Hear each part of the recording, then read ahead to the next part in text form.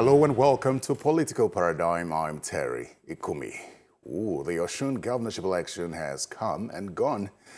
It was defined by heightened security concerns, allegations of partisan use of federal institutions, and strong mobilization by particularly the two main parties, the Accord Party and the All Progressives Congress. Now, this election has been described by stakeholders as a litmus test for INEC, the police, and other institutions. The build-up to the poll was tense. The Accord Party and the APC blamed each other for the violence and deaths reaching up to 30 before the election. Now, amid concerns over neutrality of federal institutions, Governor Adeleke called on President Bola Tinubu, the NSA, the IGP, and other security agencies to intervene to prevent a breakdown of law and order. Despite the threats and allegations of federal might being deployed against his administration, Adeleke ran on a message of continuity, grassroots mobilization, and peace. He urged his voters to ignore threats and troop out en masse. With this, he earned a second term. Now, out of 985,079 valid votes, Mr. Adeleke polled 511,067 to win his closest rival, the APC's Bola Oyebamiji, who polled 444,815. This margin may be small, but this win has been framed by many as a rejection of intimidation and a mandate for the people to determine the state's future. Anyways, let's get into the conversation now. I'm joined by the Chairman, Media and Publicity Committee of the Adeleke Campaign Council, Honorable Bamidele Salaam, the Chairman of the House Committee on Public Accounts. Honorable Bamidele Salaam, welcome to Political Paradigm. Thank you very much, Terry. Thank you for having me. It's good to be here on a very joyous note. I can imagine how joyous you are. I can say that, I think it's safe to say that you fought, you put your political career on the line amid the defections and all the conversations that were held before this election. Many questioned why you didn't defect, like the rest of your colleagues, and chose to stay with Governor Adeleke despite all that was building up around you. So I think it's safe to say congratulations and ask you Thank you very much. Well, I feel great. The truth is that success is heartwarming, is heart gladdening. Like you really said, we fought a very hard battle. It's never been this tough in Osun State. We ran against the most vicious opposition. We ran against people who just wanted power by all means and who used all that was within their means to capture power, hijack power, like they were boasting. But, after all is done, the will of God and the will of the people of Osun State still prevailed. We didn't regret for one moment that some of us decided to stay with the governor of Osun, Adeleke, whom we believe is the best available for the people of Osun State, whom we have also seen the record of his performance and feel it will be ungodly to ditch a man like that in his moment of trial, like some of our colleagues did. But everybody had reason for doing whatever they did. But we thank God that we stood with him and we prevailed with him. And the people of Osun State have prevailed over all anti-democratic, anti-freedom, anti-peace forces who came in their huge numbers against Osun State. Oh, great. We all know or saw the situation before the election, the tension, the security concerns, the deaths, the violence, all that. Now that the election is over, could you talk to us about, I know you're still in Osun State, by the way, so talk to us what the atmosphere is like in Osun State now that the election is over. Well, with regrets, we mourn the demise of those who lost their lives during the campaign and other activities pre-election period. Ezekiel Olakbade, Ibirogba, and many others, more than 30 people who lost their lives in the build-up to that election. Very unfortunate, very, very sad. And we pray that God will continue to comfort their family members and friends. But as to the atmosphere in Osun at the moment, it's been an atmosphere of joy, an atmosphere of celebration. Everywhere in Osun since Sunday morning has been taken over by youths singing and dancing. Various joints have been turned into, celebratory parks, bringing their private DJs, to sing for them. A lot of, joyful moments in every part of Osun, from Ilara to Ile-Ife to Osogbo, to Ede, to Awo, my own hometown where I am. People are singing and dancing. Yesterday, when I went for a meeting with the governor, I was coming back to my hometown, and about 500 meters away from my house, I saw a sea of heads of men and women singing and dancing. I had to come down from my car and trek together with them from there, to my house, a distance of more than 500 meters, to my house. And this being the atmosphere, people are very happy that at the end of it all, their will prevailed, democracy prevailed, and they are able to say Adeleke one more time. All right, great. As at this moment, has the APC candidate reached out to Governor Ademola Adeleke?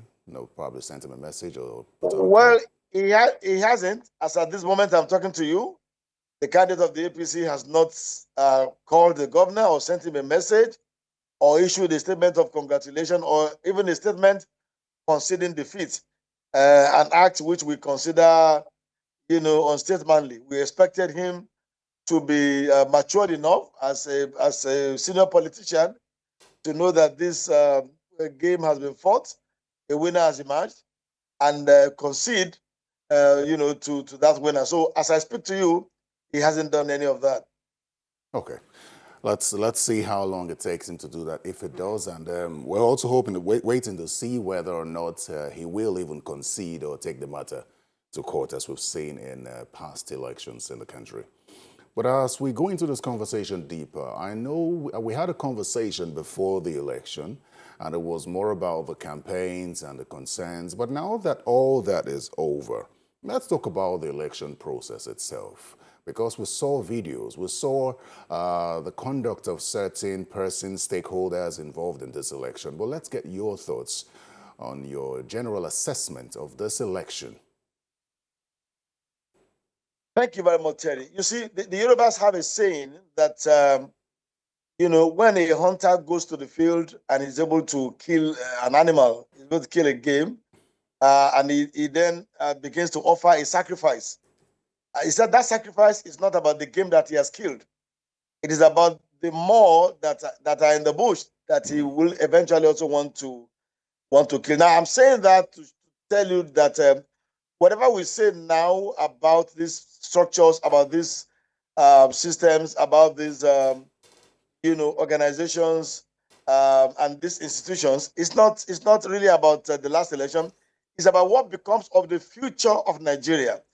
And I did say before the election that Nigeria, as the largest democracy in Africa, one of the four largest in the world, should be a model for the black race.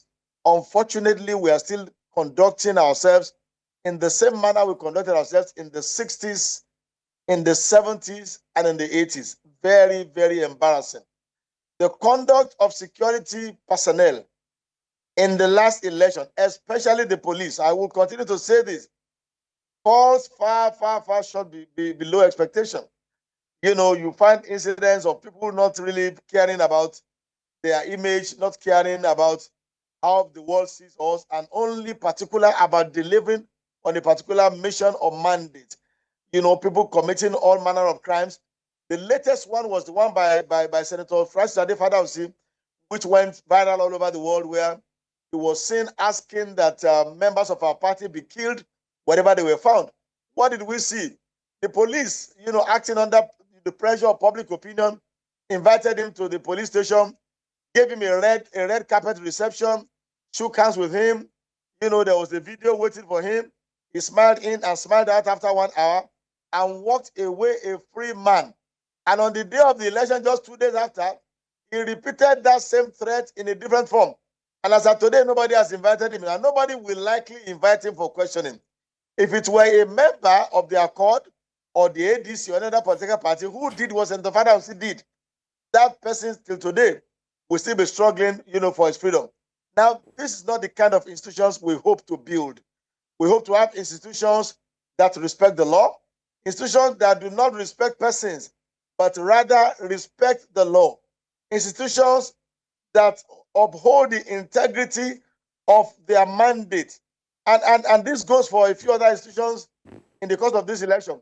Now, as for the Independent National Electoral Commission, I want to commend the national chairman of the INEC for resisting all manner of pressure, which we learned from very credible sources, were mounted on him by key players in this election who just wanted the INEC chairman to compromise and to do certain things untoward.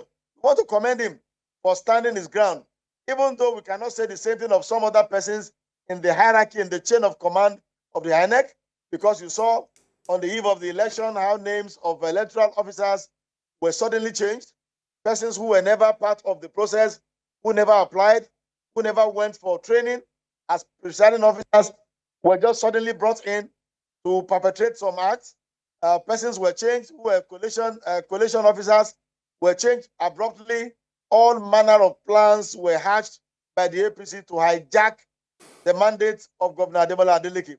But we thank God that at the end of it all, reason prevailed and the will of God, prevailed. But what I'm saying is that we need to improve on the fidelity of our institutions. We should be ashamed as a country that we are conducting an election in only one state, and we needed to have 35,000 policemen, 12,000 civil defense, 7,000 military men, 2,000 DSS, and what have you, in an election of only one state. It should embarrass us as a country. We should continue, we should stop living in this, same Stone Age mentality of we can do anything, gross impunity, federal might, and what have you. I think we need to really introspect and examine our systems and examine ourselves also as political players. We should stop this attitude of do or die, where all that you are concerned with is to win an election, regardless of what it will cost. I think this is very, very important, so that we can hand over to our children a banner without stain, Right. as we say in our national anthem. Honorable, you've spoken very strongly. You condemned largely the Nigeria police force, even though there were other security agencies there. We also saw the involvement of the military. Talk to us about the level of involvement of the military and what role or impact it had on the election. Well, the military, in an election in Nigeria, the Nigeria police is the lead security agencies. Every other security agency is there to support the police. And when the lead, appears compromised, when the lead, does not really care so much, there's little or nothing that other support agencies can do.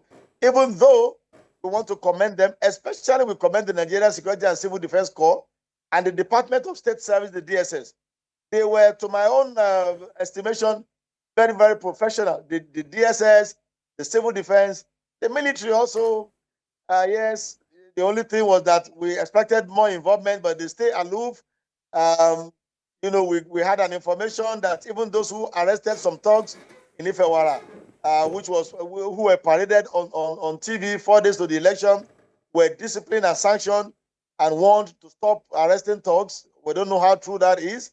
Their own is just to stay aloof and just be there.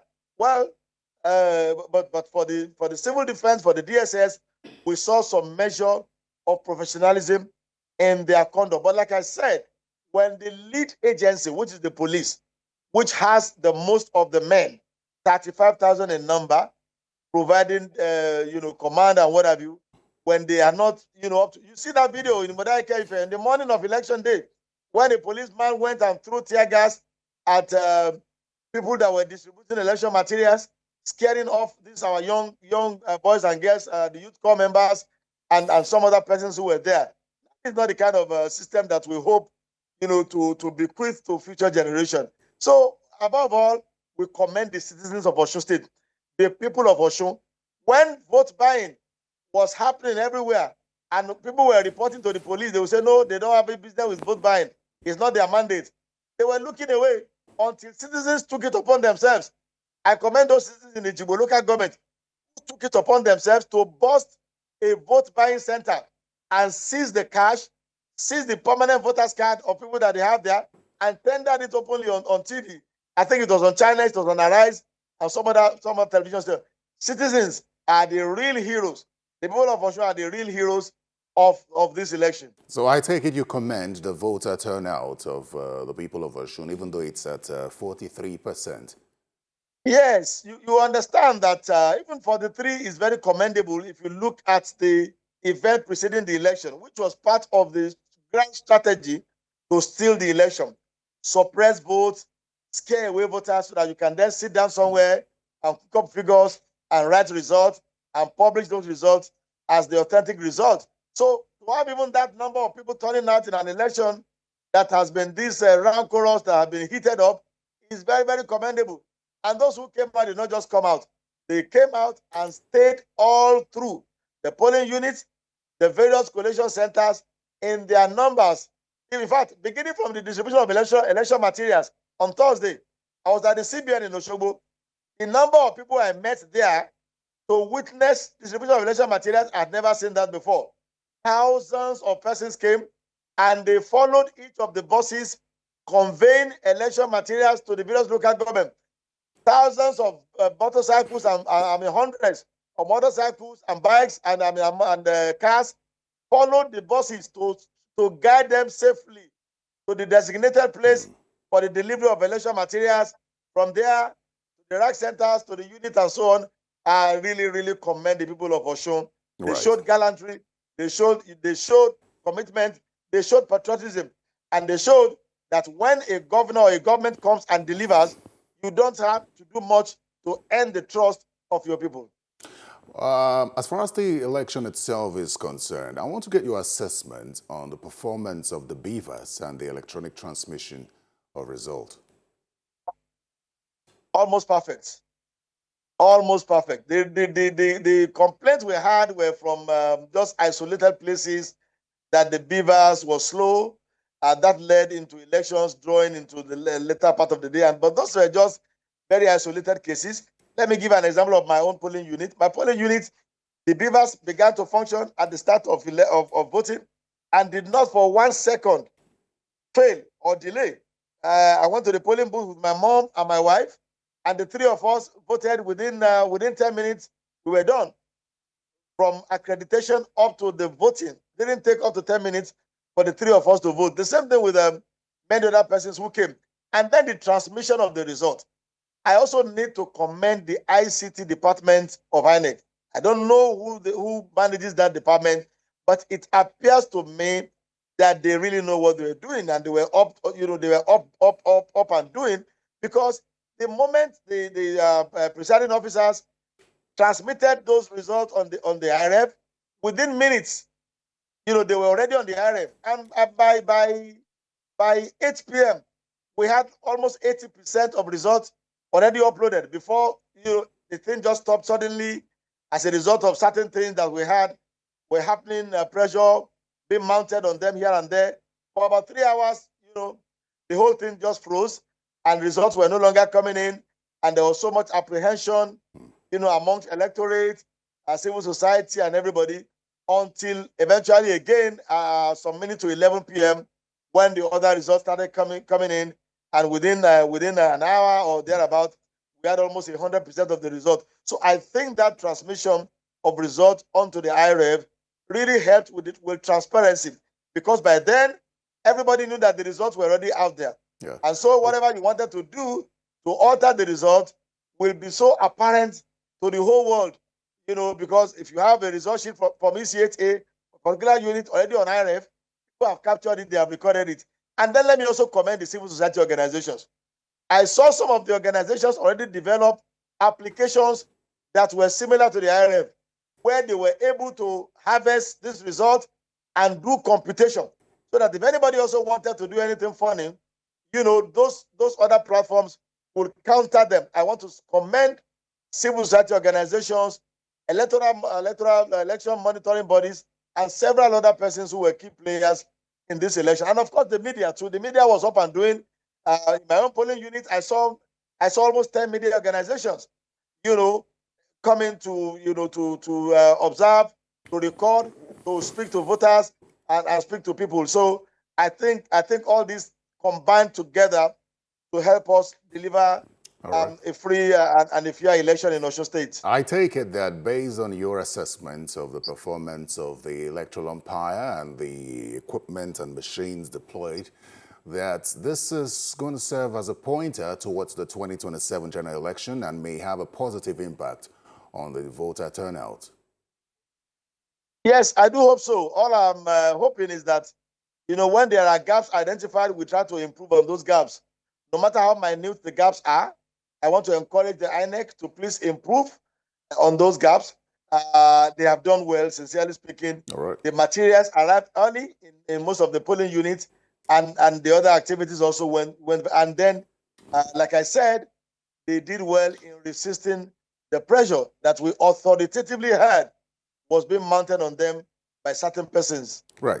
Honorable, I want to take you up on something. I'm sure you followed the conversation since his thank you speech. That's that of Governor Adeleke, where he thanked the president for allowing a free and fair process and all the support he got. Some have questioned what sort of democracy we're running, where it would seem as though it is the president that should receive such a level of thank yous for an election that is supposed to be independent of him.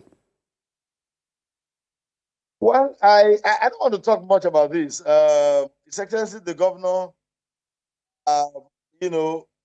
gave a speech where, yes, he commended the president, but before that speech, I was there physically with him. He also observed a minute silence in honor of those who were killed ahead of the election. He commended the president because we know the kind of country that we live in. We live in a country where, the rule of man usually overrides the rule of law. We live in a country where persons are stronger than institutions. And he knows that if the president had wanted to thwart the process in Nigeria, in our own kind of democracy, he could have. That is the truth. Don't forget, when President Muhammadu Buhari won his election and President Jonathan, congratulated him, President Buhari continued to thank Jonathan. He said, Jonathan would have made things very difficult for him or for them if he hadn't done that kind of a concession. So this is the country we live in. And until we are able to get to that stage where no matter how powerful any man is, it is the law that rules supreme, I think we'll have to just take what we have. So the president saying thank you to the president is not, the governor saying thank you to the president is not out of place in our kind of democracy. But that does not derogate from the fact that the real people that we thank are the people of Osun, the citizens of Osun, who put their life on the line to defend, that electoral process and deliver the governor for a second term.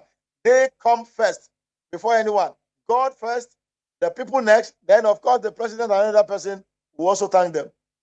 So what's next for Governor Adeleke now? Because I know he said in his conversation with my colleague Sean that he would push towards improving the lives of the people of Osun State. He would transform it from a civil service state. But that's not the first time he said that. I had an interview with him a couple of years ago where he said that. And so now the question would be, is this a normal conversation now or just mere promises? Or what else would he do going forward? All right. You would agree with me, Terry, if you have been following the political and economic development of Osun last 3.5 years, that the governor has done a lot to lay the ground for what he wants to do in this second term. You cannot talk about an industrialized state where you do not have good quality roads and connectivity. You cannot have this also without having skilled manpower, which education guarantees. He has invested heavily in education, invested heavily in infrastructure development.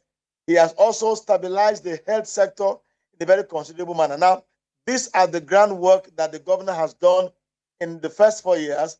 And now, like he said in that interview, and that statement is not just a statement, made flippantly.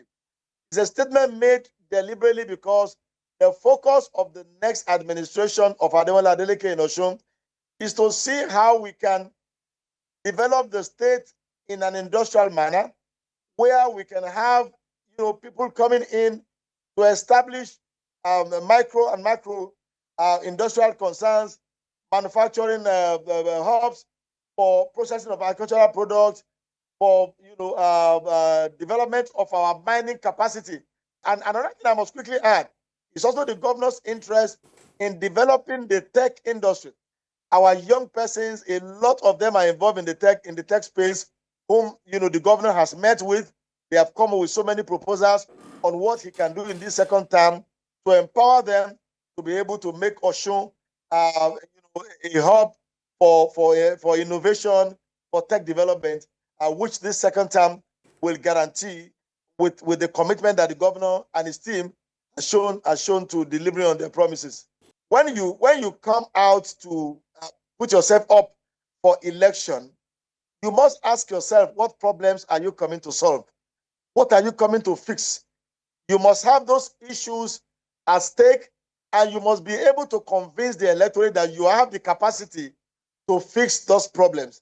That is why the governor, he doesn't lie to anyone. Even if anybody brings up an agenda that he believes is unrealistic, he will tell you, I don't think this is realistic. Let's stay on the issues we believe are germane to the interest of the people, and which we have the capacity, the ability, and the resources to be able to fix. So, issue-based campaign, very, very essential. And that is what every politician should take to mind as we move towards 2027. Okay, so Governor Adeleke has lived and survived the APC local government chairman who claimed to be the authentic ones. And he's got another 4 years now. What do you predict going forward? Well, there's no prediction. All is for the government that controls the police, that have been used consistently for the past 3 years to subvert the will of people at the grassroots. There are court judgments sacking those impostors, which the police refuse to enforce, which the Attorney General of the Federation refused to enforce. Valid court judgment, Federal High Court, Court of Appeal, have given judgments to say that that horridly held election of September 2022, after Governor Oyetola lost his election, was invalid, was held in violation of the Electoral Act. That decision was upheld by the Court of Appeal. The judgments were served on the Attorney General of the Federation, Attorney General of Police, and so on, but they refused to implement, only because they believed that they could use that tier of government to frustrate the government of Adeleke, which did not happen. So all is left for them is to be honorable enough now to allow the rule of law, to let those who were elected to return to their offices, provide them with the security, and let good governance continue. And also release the hundreds of billions of naira of funds meant for local government administration seized by the federal government, and let the local government continue to operate as they should for the people of Osun. And we thank the governor for not allowing civil servants in the local government and teachers to be denied of their payment of salary. All right. Honorable Oyebamiji Salaam, I would like to thank you very much for your time on Political Paradigm. And congratulations once again. Thank you very much. Thank you so much for having me. Thank you.